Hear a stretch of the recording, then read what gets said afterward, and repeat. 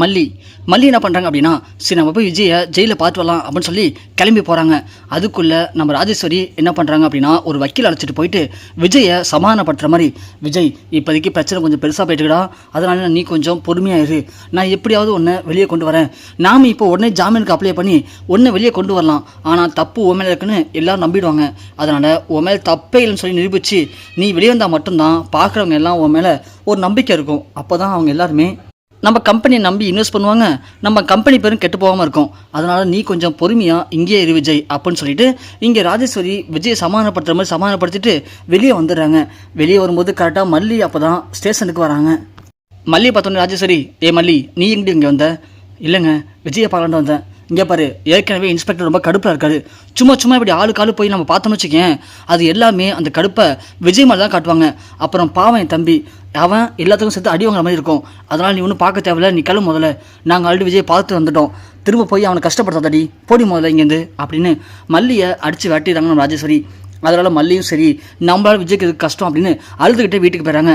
ஆனால் விஜய் இங்கே யோசிக்கிறாரு, நம்ம அக்கா வந்து பார்த்துட்டு போனாங்க, ஆனால் மல்லி வரவே இல்லையே, ஒருவேளை மல்லி நம்ம தப்பாக புரிஞ்சுக்கிட்டாலோ, மல்லி நம்ம மேலே கோபமாக இருப்பாளோ அப்படின்னு விஜய் கடந்து யோசிச்சுட்டு உள்ளுக்குள்ளே இருக்காரு.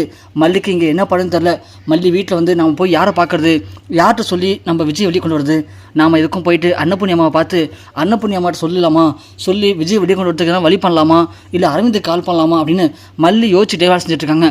அப்போ கரெக்டாக வக்கீல், ராஜேஸ்வரி, ரஞ்சிதா 3 பேர் வீட்டுக்கு வராங்க. வந்த இவங்க 3 பேருமே மல்லி வீட்டில் இருக்கிறத கவனிக்கலை, ஏன்னா மல்லி தான் நம்ம அங்கேயே விட்டு வந்துட்டோமே, மல்லி வீட்டுக்கு வந்திருக்க மாட்டா அப்படின்னு இவங்க 3 பேர் நினச்சிட்டு பேசிகிட்டு இருக்காங்க.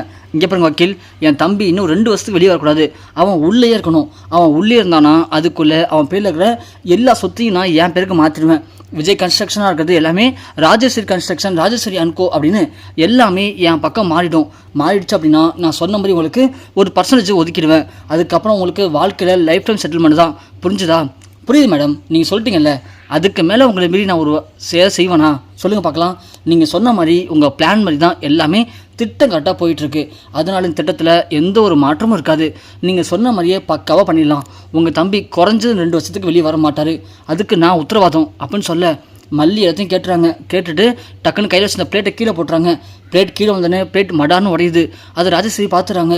ரஞ்சிதா ஒன்று, ஐயோ ராஜிமா நம்ம பேசுன எல்லாத்தையும் மல்லி பார்த்துட்டாளே, இப்போ என்ன பண்ணுறது? விடுமா ரஞ்சிதா, அவளால் என்ன பண்ண முடியும், பார்த்துக்கலாம் விடு. மல்லி இங்கே வா, என்ன பண்ணிகிட்ருக்க, நாங்கள் என்ன பேசணும் விட்டு கேட்டுட்ருக்கியா? சி நீங்கள்லாம் ஒரு பொம்பளையா? விஜய் உங்களை அக்காவாக நினச்சிட்ருக்காரு, ஆனால் நீங்கள் அவருக்கு எதிரிமை நடந்துட்டுருக்கீங்க, கொஞ்சம் கூட உங்களுக்கு மனசாட்சி இல்லையா? விஜய் யார்? உங்கள் கூட பிறந்த தம்பி தானே, அவருக்கு போய் துரோகம் நினைக்கிறீங்களே, நீங்களாம் என்ன மாதிரியான ஜென்மங்க? போதும் நிப்பாட்ரி, என்னடி துரோகம் நினைக்கிறோம், என்ன ஒன்றை மாதிரி நினச்சியா?